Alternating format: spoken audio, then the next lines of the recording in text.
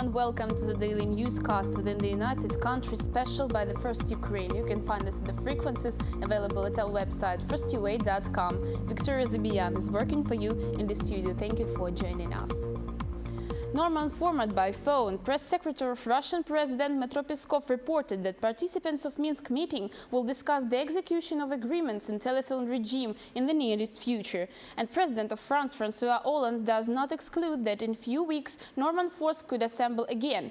About development of Minsk agreements, topic abroad in our story next. European Union does not refuse to continue the sanctions against Russia, which had been in place earlier, the German Chancellor Angela Merkel stated. The following step of sanctions will take place on the 16th of February, according to the plan. That is the EU response to the Mariupol shelling by the pro-Russian separatists. The new penalty regime implies visas limitations, 19 private property arrests in Europe, which belong to Russian and Ukrainian citizens. Besides, there are names of 9 companies on the blacklist which are not known to the public. Brussels is fully prepared for new sanctions.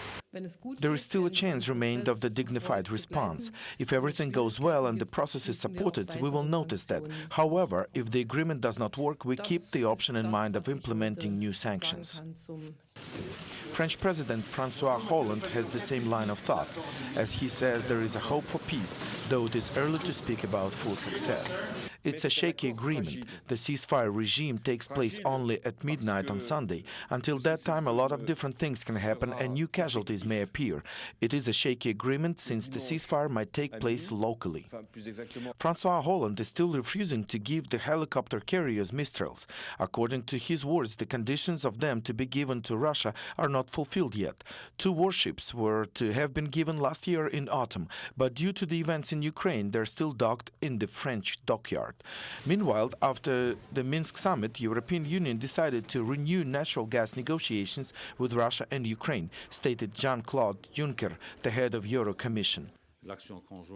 We must relaunch the 3-sided negotiations in the area of energetics, since we do not want the past year's scenarios happen again in winter 2015. The new stage of negotiations start immediately. And at the same time, Kremlin has made a statement. Russia can't fulfill the list of measures from the Minsk agreement since it is not the side of conflict, said Putin's press secretary Dmitry Peskov. However, according to him, Russia is the guarantor of the Donbas crisis solution. Lesia Krasun, Sergei Velichansky, First Ukraine. At once after Minsk, leaders of France, Germany and Ukraine went to summit in Brussels. Meeting in the capital of Belgium had begun 3 hours later because of the negotiations in Belarus. New agreements toward Ukraine, one of the main topics at the summit. Conversations in Minsk were complicated, but more difficult will be their implementation, said on press conference in Brussels Ukrainian President Poroshenko. He arrived at the summit to coordinate the action with the leaders of the European Union. Today there is arrangement for development directly with President Putin, and the declaration adopted him and his oath to actually give personal responsibility for implementation of agreements. The European Union is considering practical steps in following armistice, said head of the European diplomacy, Federica Mogherini, which one she haven't said to journalists, but she said it's necessary to deal Minsk agreement has earned this weekend. Definitely a step in the right direction, a very important one, even if we know very well that this is not solving everything, but having good news is definitely better than having bad or very bad news. The important thing now will be to see the ceasefire entering into force on the night between Saturday and Sunday, and it will be looking at the implementation of the points that are included in the document. New agreement give hope, but it's not enough, said head of the European Council Donald Tusk. More important is how agreement will be executed. The first Minsk agreement was, as you remember, not respected. This is, it's my feeling that we have to be cautious, and I feel this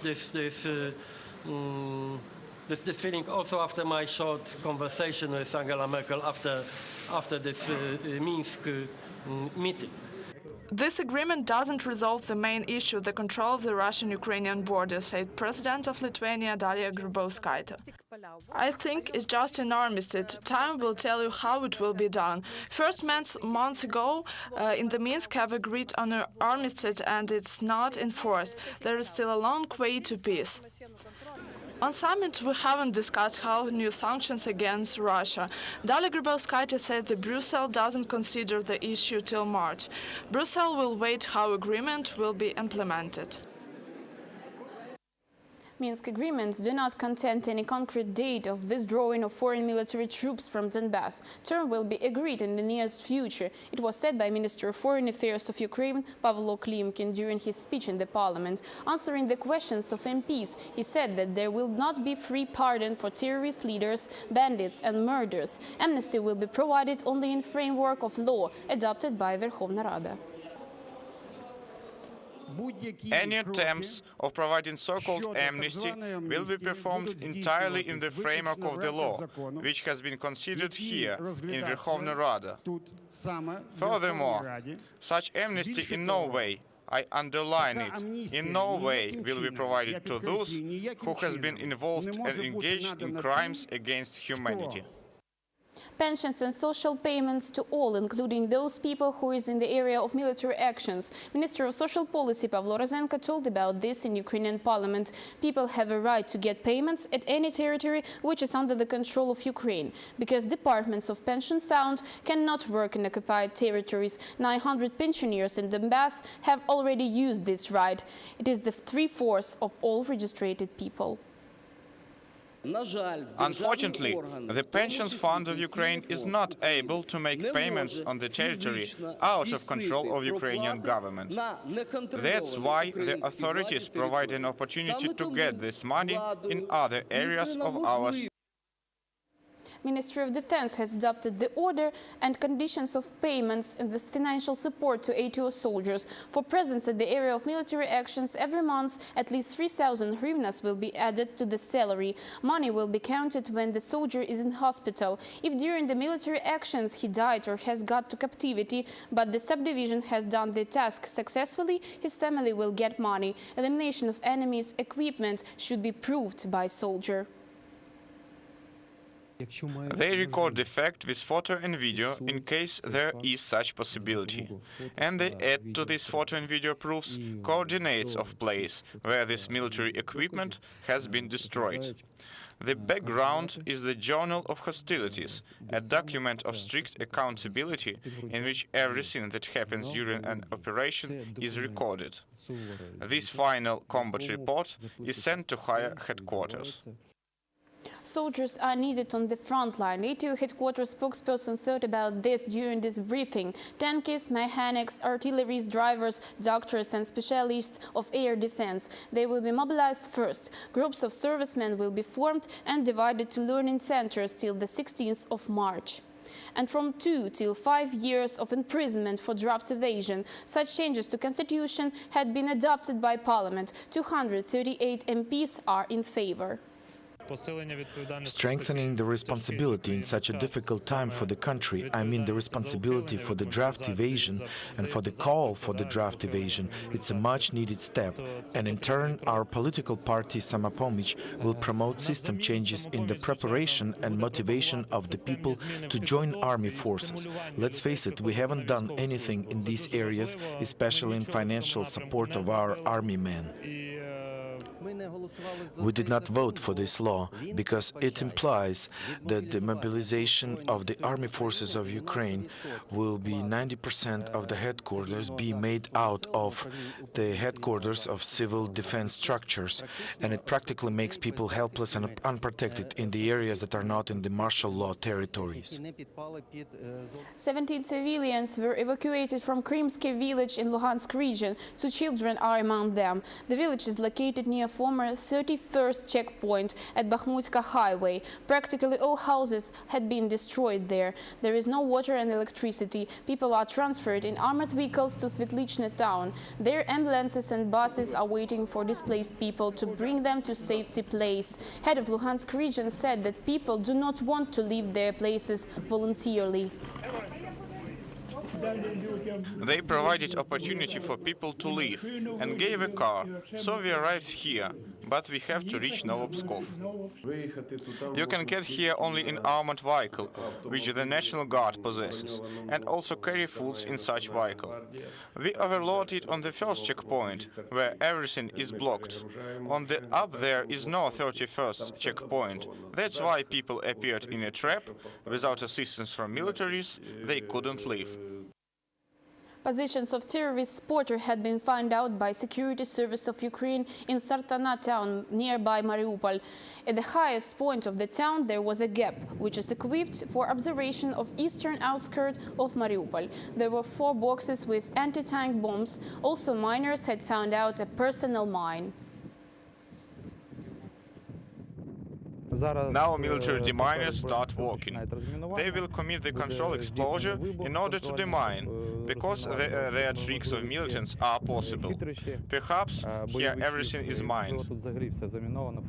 Moscow court has extended the pre-trial detention period for Ukrainian military pilot Nadia Savchenko until May 13. Savchenko, who is on the 63rd day of the hunger strike protesting her detention, has been charged by Russian officials of involvement in the mortar attack that killed 2 Russian journalists during covering the conflict between the rebels and government forces. Poroshenko has agreed that to release Savchenko according to New Minsk agreement.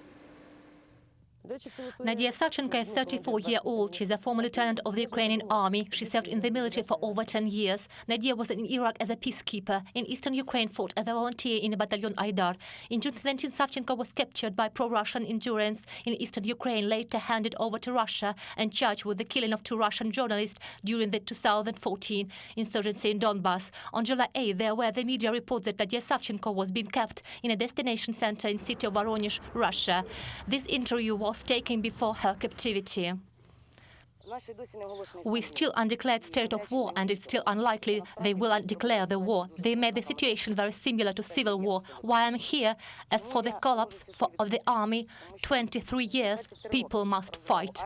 We do not have enough resources for Ukrainian army. The lawyers appealed to the Russian Investigative Committee to suspend criminal penalties under the Geneva Convention and return to Ukraine military pilot Savchenko. This trial, which took place on 11 January in Moscow, Savchenko appeared wearing a T-shirt with the Ukrainian state symbol and spoke exclusively in the Ukrainian language. Nadia Savchenko tried to protect themselves and respond to the allegations of judges.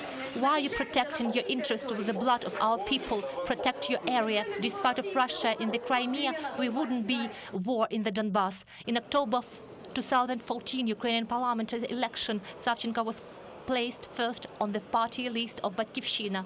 Nadia also became as a political prisoner and a national hero in Ukraine. On 26 December 2014, Savchenko was included in Ukrainians' quota for representatives in the Parliamentary Assembly of the Council of Europe. The Assembly urged the authorities to release Savchenko, Russia, but the Russian side has categorically refused to do so.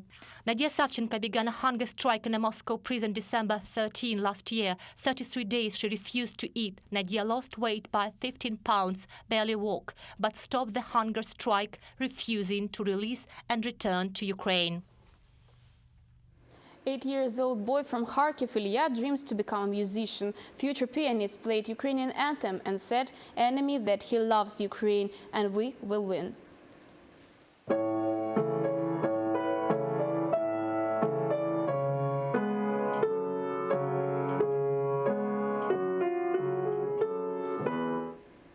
It was the United Country newscast by the First Ukraine. You can find more details at our website, firstua.com. Victoria Zabiyan was working for you in the studio. Wish you only good news. Take care and goodbye.